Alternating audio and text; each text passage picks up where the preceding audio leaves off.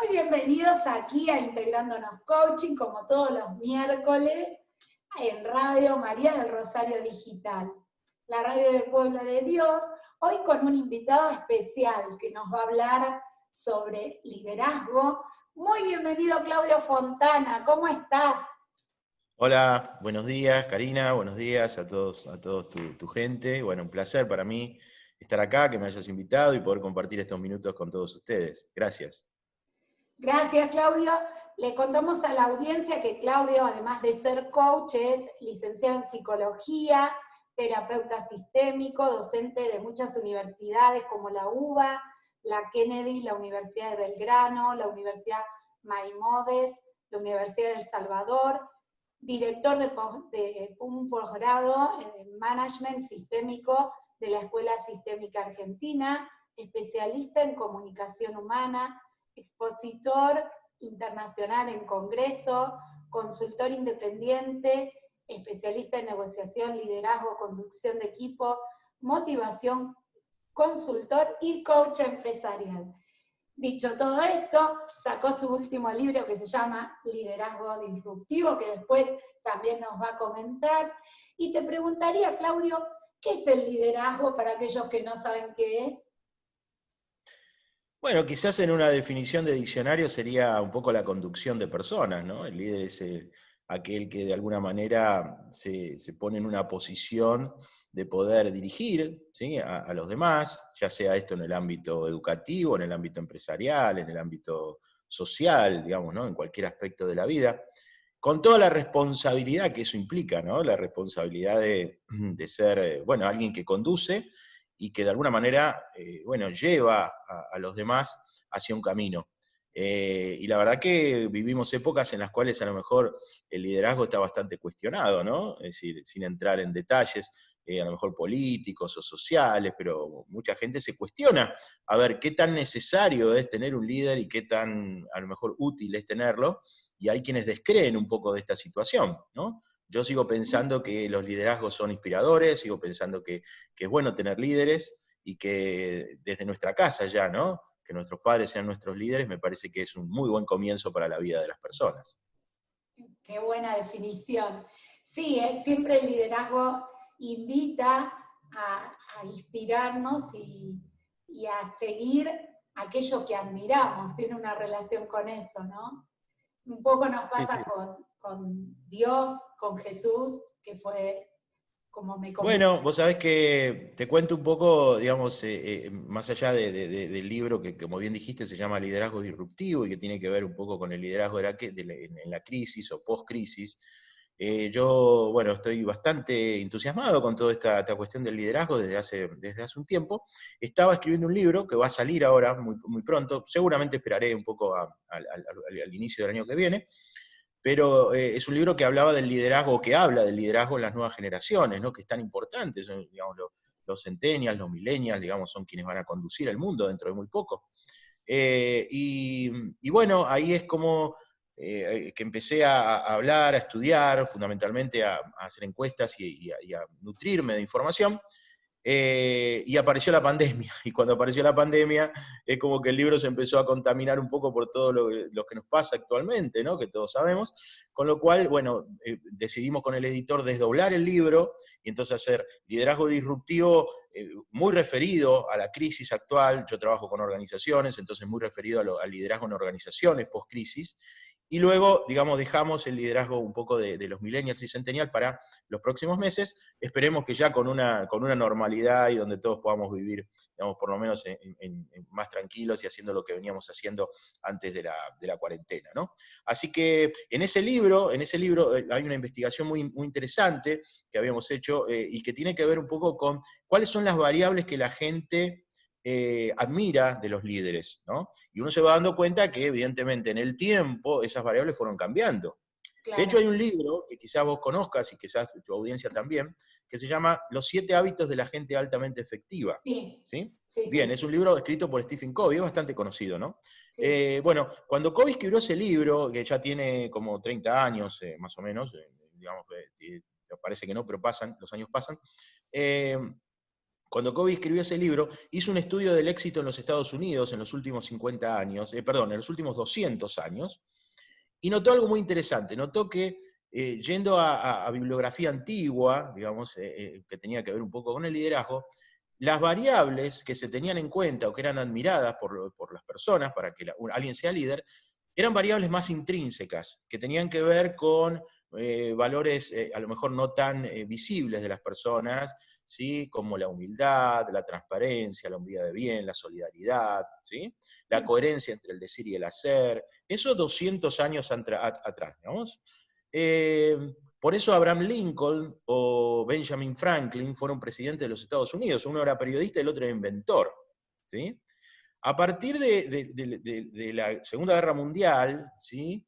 El concepto de liderazgo cambia tremendamente, ¿sí? Éxito igual a dinero.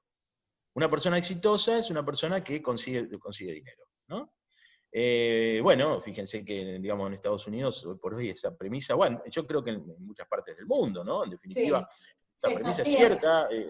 A nadie, si a una persona dice yo soy exitoso y a lo mejor no tiene un sustento económico que a lo mejor apalanque esa definición, muchos pueden dudar, ¿no? Dicen, mira, si no te va bien económicamente, no sé si es tan exitoso, ¿no? Es discutible, pero hay una variable de éxito relacionada con el dinero.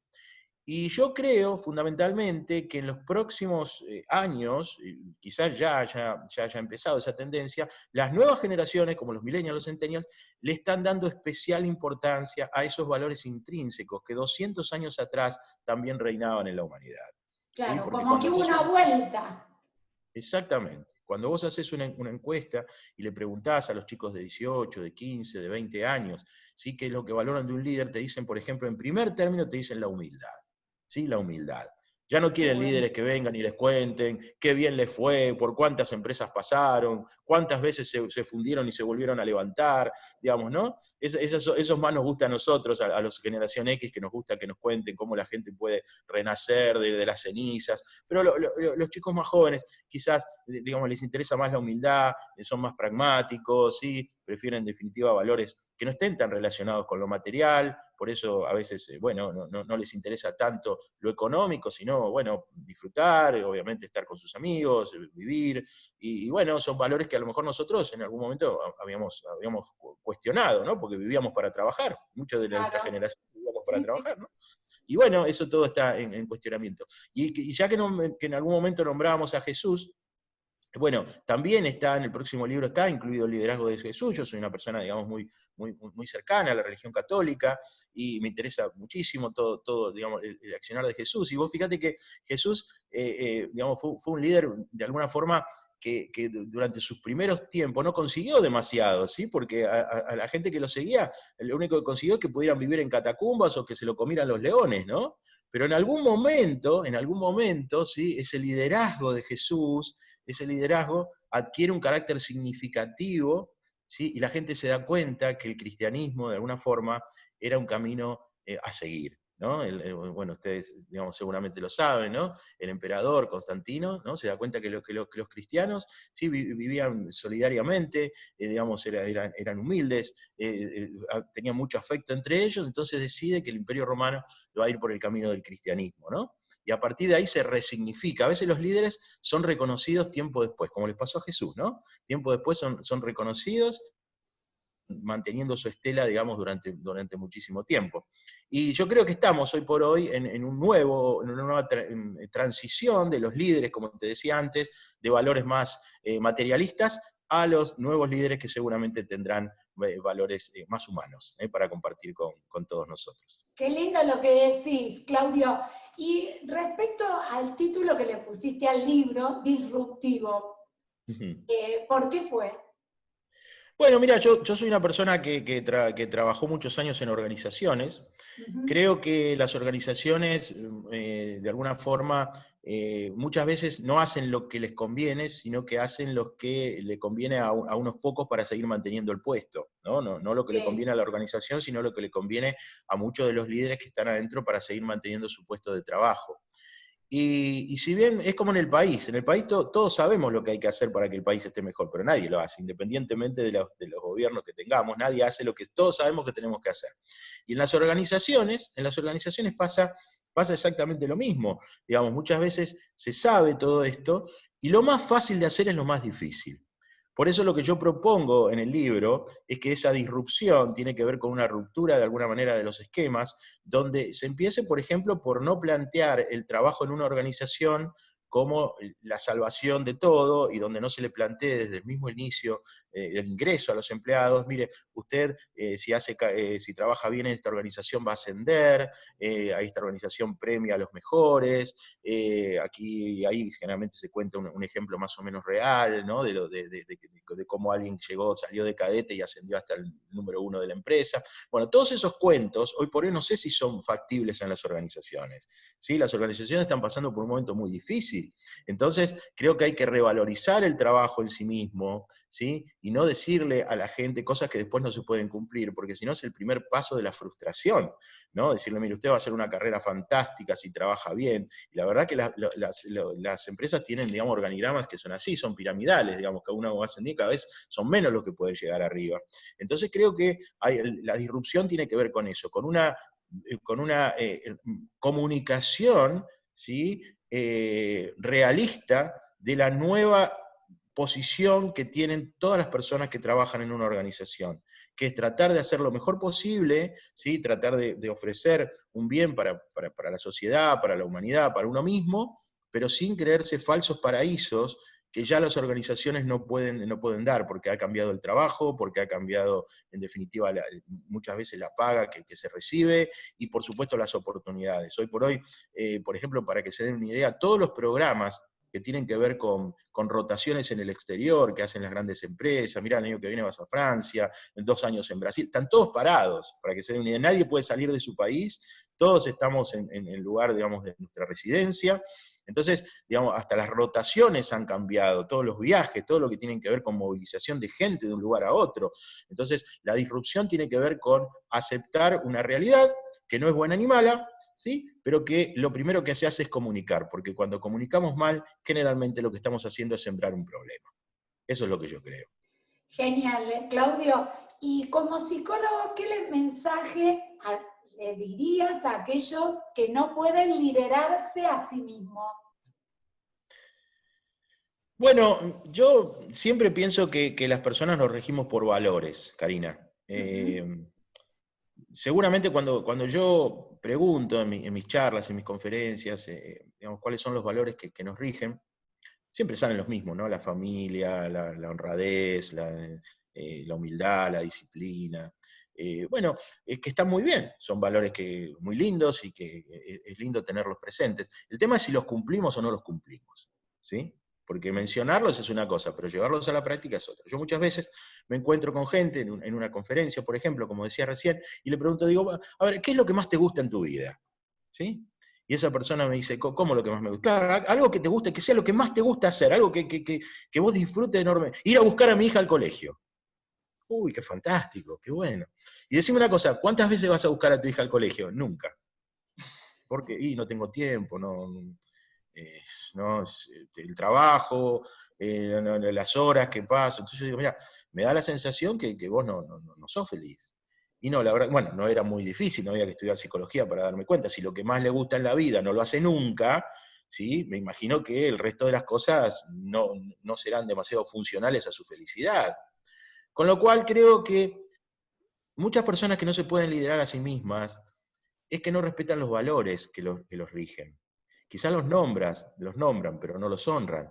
Entonces, yo creo que hay que hacer a veces una reflexión, identificar aquellos valores, identificar aquellas cosas que nos gustan, aquellas cosas que consideramos que son los que nos movilizan en la vida, y empezar a ponerlas en práctica, ¿sí? Pasar del pensamiento a la acción, creo que es el primer paso para poder liderarse a uno mismo.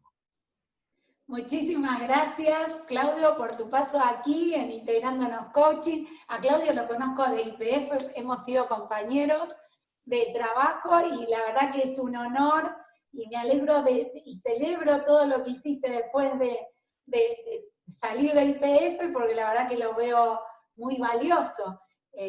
desde ya súper agradecida de todo esto que nos compartiste, que seguramente fue de suma utilidad para aquellos que nos están escuchando. Bueno, para mí también volver a reencontrarte, poder compartir este espacio y estoy a disposición de todos ustedes. Me pueden buscar en las redes sociales, ¿sí? En LinkedIn, en Facebook, bueno, en nuestra página de internet, por supuesto, www.claudiofontanaconsulting.com. ¿Sí? Y bueno, estamos a disposición para lo que necesiten, por supuesto, y por supuesto también para vos, para compartir este espacio en alguna otra oportunidad, que para mí es un honor poder invertir el tiempo en estar con vos y con todo el público. Muchísimas gracias, Claudio. Te mando un abrazo, un beso gigante y serás convocado nuevamente aquí en Integrándonos Coaching. Un abrazo. Muchísimas gracias. Buenos días Gracias. para todos. Gracias. Chao.